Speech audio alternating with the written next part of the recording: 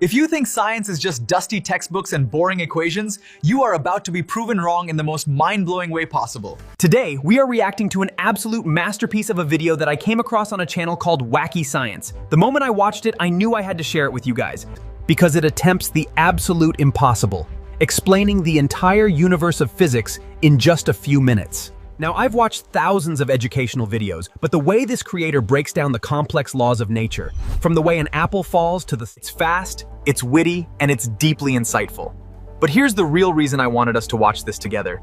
The invisible dance of atoms, details about gravity, energy, and the eventual mess of the universe called entropy. And there are hidden details in this video that most people miss on the first watch. We're gonna pause, analyze, and dive deep into the why behind the what that will completely change the way you look at a simple cup of coffee or a moving car forever. Trust me, by the 3-minute mark, you'll see a phone screen breaking or a basketball flying through the air, not just as a random event, but as a calculated symphony of forces. This isn't just a regular reaction, it's an upgrade for your brain. If you've ever wondered why planets don't just go flying Off into the void, or why you can't actually destroy energy, you cannot afford to miss a single second of this. I've picked out the absolute best parts for us to break down. So hit that like button to fuel our own kinetic energy, subscribe if you haven't already, and let's jump straight in to this incredible breakdown of physics. Let's get into it. Hi, you're on a rock, floating in space, surrounded by more rocks, and gas, and a bunch of nothing, mainly. Oh hey, look at that, the rocks are going around the gas. Hold on, what the heck is going on here? To understand, let's look at a little bit of physics. Wait, did I say a little bit? To find out what kind of magic this is, we'll have to go back in time. Okay, not that far. Stop. Yeah, that's perfect. This is Gravity Guy, but most people call him Isaac Newton. One important thing he said is that force equals mass times acceleration. Now, what do all these words even mean? Force is a push or pull on something in a certain direction. Mass tells you how much of something there is, and it's also a measure of inertia, but we'll get to that later. And acceleration is the derivative of velocity with respect to time, but that's too many big words for my taste, so let's just say it's how fast your velocity is changing. The key takeaway is that if you apply force to a fixed mass, you get a predictable amount of acceleration. If you know all the forces acting on a basketball midair, you can predict with 100% certainty if the ball will go in the hoop or your neighbor's windshield.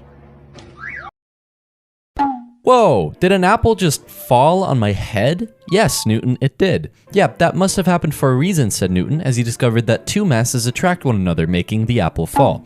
Yes, even you, no matter how ugly you think you are, attract pretty much the whole universe at least a little bit. Hey, can you put that on paper? Yup, said Newton, who gave us the law of universal gravitation. In other words, how much do bodies pull on each other given their mass and distance times a constant. Bigger mass, bigger pull. Bigger distance, smaller pull. Actually, a lot smaller pull. You see, as the distance increases, the force gets smaller by the square.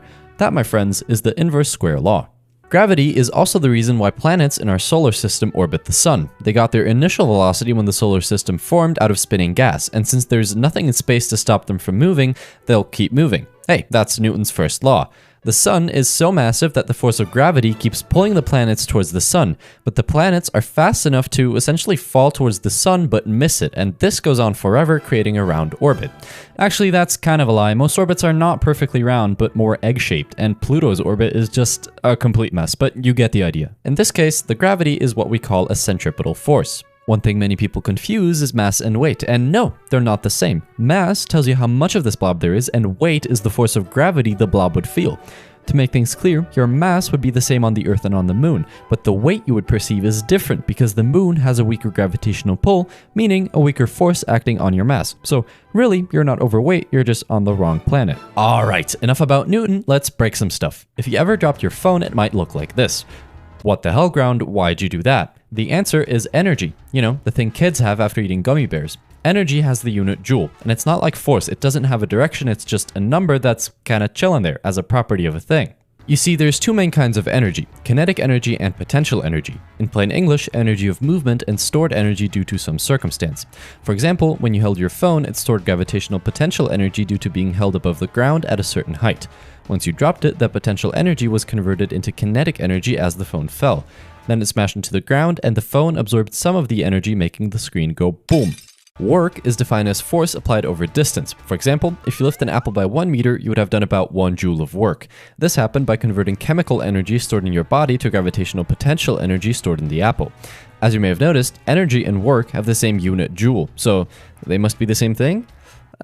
No, energy is the total amount of work that a thing could possibly do, and work is just the stuff that actually happened and required energy. If you try to lift a weight that's too heavy for you, you'd feel like that took a bunch of work, right? Well, yes, but your feelings are invalid in the face of physics. Mathematically, no work has been done, because work is force applied over a distance, and since you didn't move the weight at all, no distance means no work. The key thing to remember about energy is that it cannot be created or destroyed, only converted, aka the conservation of energy. Okay, but a car that's moving has kinetic energy. When the car stops, assuming the car doesn't smash into a wall, where does that energy go? When you apply the brakes, there's friction between the brakes and the wheels, causing the car to slow down and creating heat as a byproduct. That heat is then dissipated into the surrounding air, and that makes the molecules in the air move faster. Things that move have kinetic energy, so ultimately the kinetic energy is transferred from the car to the air. With this knowledge, we can define that temperature is just the average kinetic energy of atoms in a system. You see, all atoms, not just molecules in the air, wiggle, like this.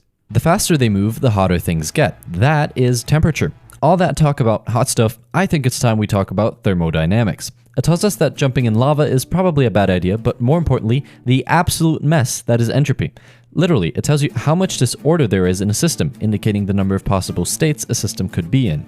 For example, get an ice cube, no, not that one, yeah, that's perfect, and put it in the sun. The sun will obliterate the ice cube and turn it into water. Looking at the structure of ice and water, we can see that ice is more neatly organized than water, which just kind of goes all over the place. Also, the water could look like this, or even this, but the ice will always look a little something like this. In total, the system went from low entropy to high entropy, meaning more disorder and more possible microstates. This trend applies to everything. The whole universe is on an unstoppable path to higher entropy. It's also the reason why time seems to only go forwards. Practically, entropy tells us that some forms of energy are more useful for doing work than others. Burn some gasoline and your car will move, spitting out heat and gas. That heat and gas is pretty much gasoline, just in the form of higher entropy. And as you can imagine, this stuff won't really make your car move, and the gas won't spontaneously turn back into liquid gasoline, meaning the form of gasoline with lower entropy is more useful for doing work.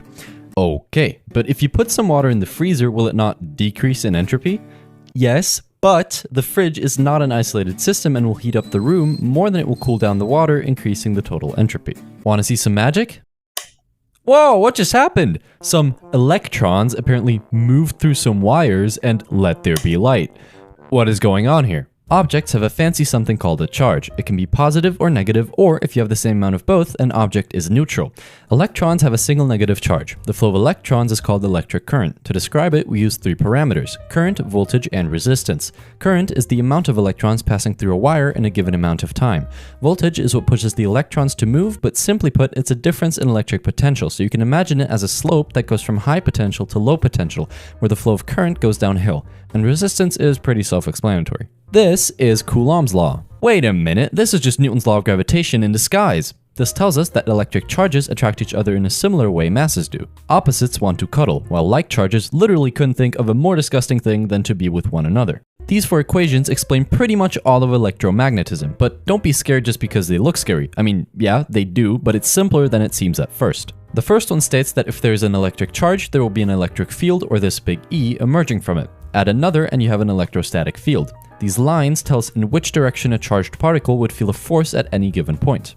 The second one tells us the same for magnetic fields, and even though electric charges are cool and can be alone, magnetic poles are not. They're very lonely, and there will always be a north pole together with a south pole, and a single pole can never be alone. Okay, now here's where things get kinda freaky. You know how electric charges only act on other charges and magnets only affect other magnets? Well, that's only true if they're not moving. The third and fourth Maxwell equations tell us that a moving magnet creates an electric field and a moving charge or electric field creates a magnetic field. One consequence of this is that current can seemingly come out of nowhere by moving a magnet next to a conductor. The moving magnet creates an electric field which makes the electrons inside the conductor go crazy.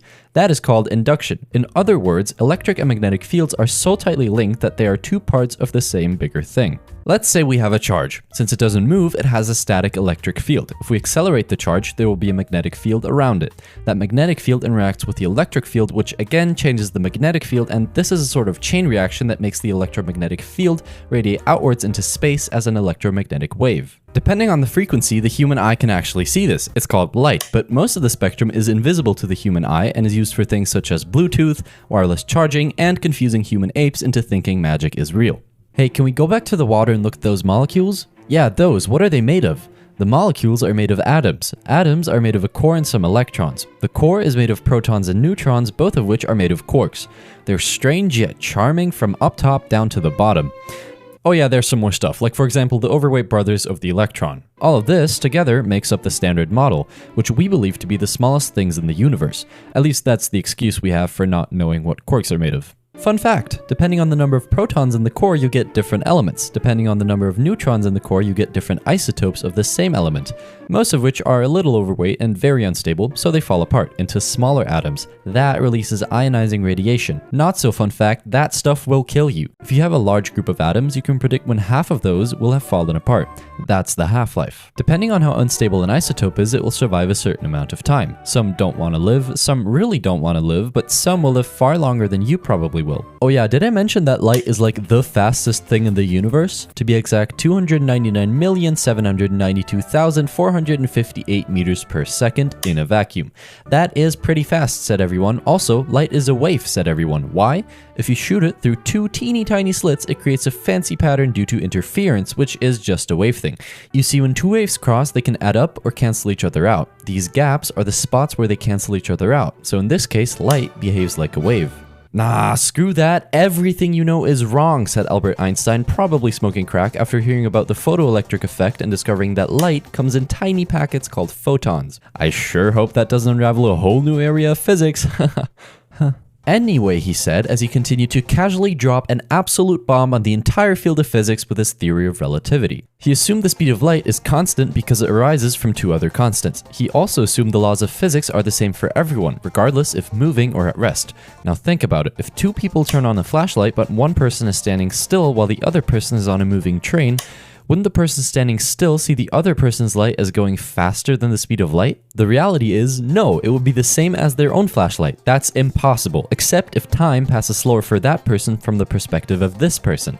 In other words, if the speed of light is constant, time must be relative. Also, gravity is not actually a force, sorry Newton, but rather a consequence of masses bending space-time. Einstein thought the universe is a mesh of space and time, and anything with a mass bends this fabric. Also, all objects move freely on a straight line when moving through space. Gravitation is simply the result of objects following these bent lines which appear straight to them. If you have a hard time understanding this, you can imagine two people on Earth walking in parallel straight lines. Now imagine one standing on the east coast and one on the west coast of the US. If they both walk north, eventually they'll meet at the North Pole. Because of the curvature of the Earth, they ended up at the same point even though they both walked straight relative to themselves. Oh yeah, by the way, energy and mass are kind of the same thing, he added, which explains why atom bombs are so freaking powerful. According to this formula, even just tiny atoms can release a humongous amount of energy by giving up just a fraction of their mass during fission. What is fission? It's the same thing Oppenheimer used to make this thing go boom. You see, there's two main ways to gain energy from changing nuclei, fission and fusion. Fission aims to split the nucleus of an atom into two or more smaller nuclei, which is most often achieved by blasting the core with neutrons. Fusion is the opposite, where you combine two smaller nuclei to get one bigger one. The energy came from something we call a mass defect, where the resulting nucleus is lighter than the starting nuclei. This missing mass is what was converted to energy during fusion. Fission and fusion are cool, but you gotta be careful or you might just blow up the planet. That totally didn't almost happen before. Multiple times. Hey, remember when Einstein said light is a particle? He accidentally discovered a whole new field of physics which he thought is just a giant hoax. Quantum mechanics. This stuff is crazy. Another German guy called Max Planck said, yes, Einstein, you're right. Light does come in tiny packets. Actually, all energy comes in tiny packets, or quanta. Want to know where an electron is inside an atom? It's here. And there, and everywhere at the same time, actually. That's a superposition. It's not in one state, it's in multiple states at once, at least until you measure it. Then it chooses one cozy spot to be in. Schrödinger gave us an equation that gives you a probabilistic model of where you can find it if you were to measure. You can imagine this as a cloud, and the denser it is, the more likely it is for an electron to be there. But still, where exactly it will end up once you measure it is random. Speaking of observing particles, they're also super sensitive about their private data. Look at these two images of a flying ball. In one, you can clearly see where the ball is, but not in which direction it's moving, and in the other, you can see where it's moving and approximately how fast, but not where exactly it is at the moment. That is essentially Heisenberg's uncertainty principle. You can never know both the exact position and the exact speed of a quantum particle at the same time. Okay, let's recap. A small thing can be a particle and a wave at the same time, and when we try to look at them, weird stuff happens. But you know what? It gets even weirder. Think back to the double slit experiment. We know that a light beam acts as a bunch of waves and we get interference. But here's the weird thing. Even if you send individual photons after sending enough of them and detecting where they end up, you get interference. Like, how can that be? What did a single particle interfere with? Well, we think it interfered with itself because it acted as a wave and went through both slits at the same time. That's a superposition. Okay, well, let's just measure which slit it goes through. Yeah, that's not gonna happen. Once you start measuring which slit the photon goes through, it stops acting like a wave and the interference pattern disappears, as every particle chooses just one of the slits to go through. Sounds kinda suspicious to me. Anyways, all this knowledge is going to cost you 1 subscribe and a thumbs up. Thank you very much. And you can decide if maybe you'd want to tip with a comment, perhaps? As our journey through the universe comes to a close, we realize that everything we have witnessed is bound by the ultimate laws of physics. We began with the macroscopic world, governed by the unyielding rules of thermodynamics and entropy, showing us how energy flows. And why time moves only forward. From there, we dove into the unseen forces of electromagnetism, where Coulomb's law and Maxwell's elegant equations seamlessly bridge the relationship between electric currents, magnetic fields, and light. Yet, as we peeled back, at the layers of reality even further, classical boundaries began to shatter. We entered the mind-bending realm of quantum mechanics, exploring the Standard Model and subatomic quarks and the fascinating decay of isotopes. Finally, we looked to the cosmos through the lens of Einstein's theory of relativity, uncovering the ultimate cosmic speed limit, the constant velocity of light in a vacuum, which forever altered our understanding of space, time, and gravity itself. Physics is not just a collection of equations, it is the fundamental language of reality, mapping out the architecture of the cosmos, from the smallest subatomic particle to the vast expansion of the universe. Thank you so much to each and every one of you for watching this video. Your support inspires us to keep uncovering the mysteries of our world. Until next time, keep questioning, keep learning, and stay curious.